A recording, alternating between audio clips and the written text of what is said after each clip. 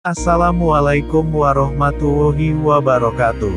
Terima kasih kepada teman-teman karena sudah menyempatkan waktu untuk menonton video saya. Jangan lupa untuk like, komen, share, dan subscribe channel saya. Dan jangan lupa pula untuk membunyikan lonceng agar tidak ketinggalan video terbaru dari saya. Tradisi akikah di Indonesia memiliki keunikan tersendiri. Seperti halnya yang terjadi di suku Bugis Makassar. Syukuran akikahan di daerah tersebut sangat kental akan nuansa penyelamatan lingkungan dan pesan moral agar melihat dalam perspektif jangka panjang sampai lintas generasi. Bukan berpikir secara instan sehingga kelahiran sebuah generasi tidak merusak atau membebani alam sekitar sekaligus menjaga tradisi gotong royong dan memelihara kekerabatan. Prosesi akikah di Makassar, keunikannya terletak dalam perbedaan persyaratan bagi bayi yang masih keluarga bangsawan bergelar Karaeng, Andi, atau Daeng, dengan keturunan masyarakat biasa.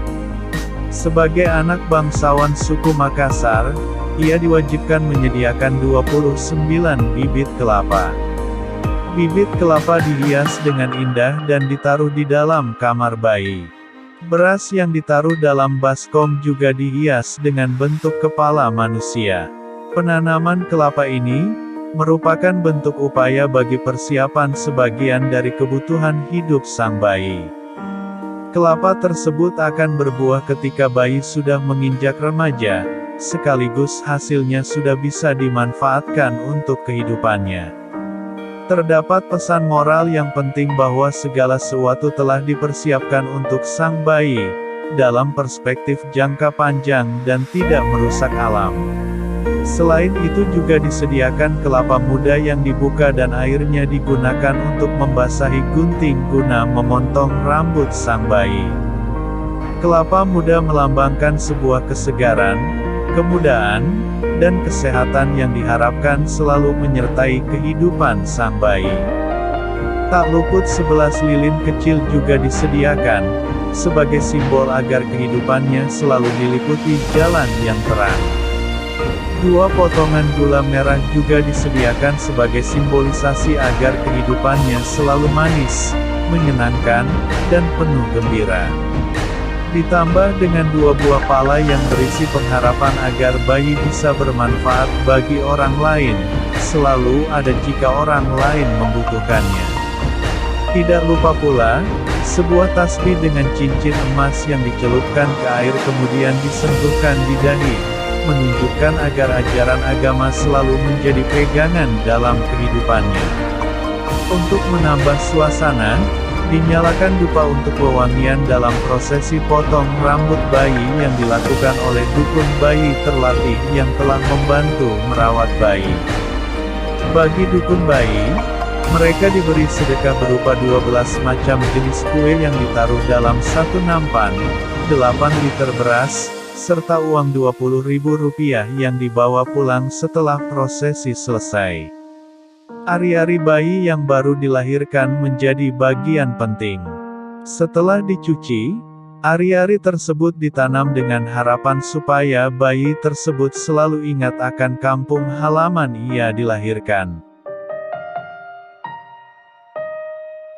Pembacaan barasanji atau syair barzanji juga umum diselenggarakan pada malam akikahan. Pada acara tersebut, rambut bayi dipotong dan ada pula pembagian minyak wangi kepada jamaah yang membacakan syair-syair pujian kepada Rasulullah. Pembacaan barzanji mirip dengan marhabanan, perayaan Mauludan memperingati kelahiran Nabi. Ketika para peserta dan undangan melantunkan marhaban atau mahalul qiyam berdiri, sang ayah membawa bayi ke tengah-tengah tamu undangan, diikuti orang lain yang membawa baki berisi bunga, wewangian, dan gunting.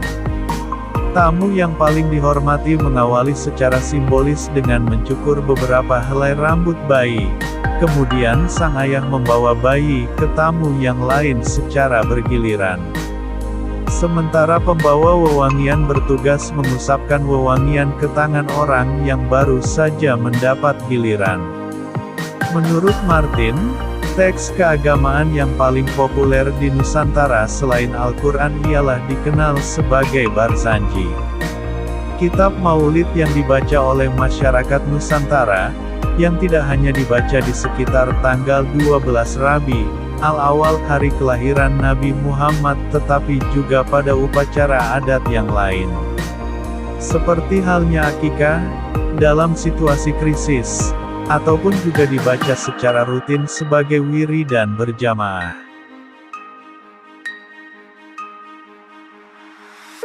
Terima kasih telah menonton video saya. Mohon maaf bila ada kesalahan kata dan kalimat, dimohon kemaklumannya. Wassalamualaikum warahmatullahi wabarakatuh.